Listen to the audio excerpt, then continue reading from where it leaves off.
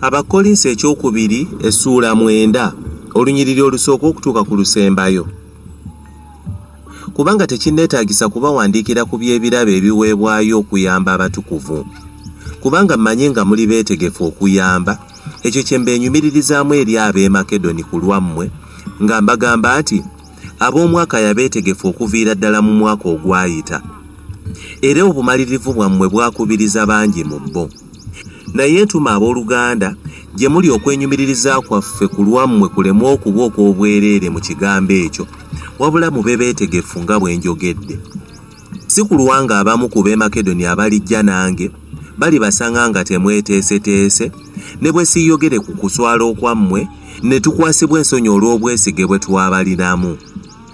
Kyenvudde ndowooza nga kyeŋŋaanidde okwegayirira abooluganda bankulembere okujja gye muli bateeketeeke ekirabo ekyo kye mwasuubiza kisangibwe nga kitegekeddwa lwa kweyagalira so si lwa kuwalirizibwa.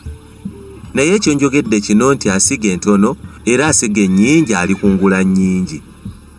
Buli muntu akolenga nga bw'amaliridde mu mutima gwe, si lwa nnaku newankubadde olw'okuwalirizibwa, kubanga Katonda ayagala oyo agaba n'essanyu. Era Katonda ayinza okwaza ekisa kyonna gye muli, mwenna nga mulina ebibamala byonna ennaku zonna mu bigambo byonna mulyoke musukkirirenga mu bikolwa byonna ebirungi. Nga bwe kyawandiikibwa nti, yasaasaanya, yagabira abaavu, obutuukirivu bwe nga bwa lubeerera emirembe gyonna.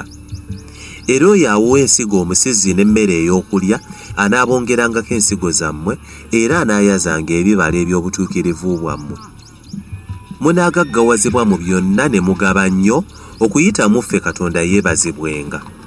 Kubanga okugaba okw'okuweereza okwo tekujjula bujjuzi ekigere eky'ebyo abatukuvu bye beetaaga, era naye kusukkirira olw'okwebaza okungi eri Katonda. Kubanga olw'okukemebwa kwammwe mu kuweereza kuno batendereza Katonda olw'okugonda kwammwe n'okukkiriza enjiri ya Kristo n'olw'obugabe bwammwe gye baalina eri abalala bonna. Era bo bokka nga babalumirwa mmwe n'okubasabira olw'ekisa kya Katonda ekitasingika mu mmwe. Katonda yeebazibwa olw'ekirabo kye ekitayogerekeka.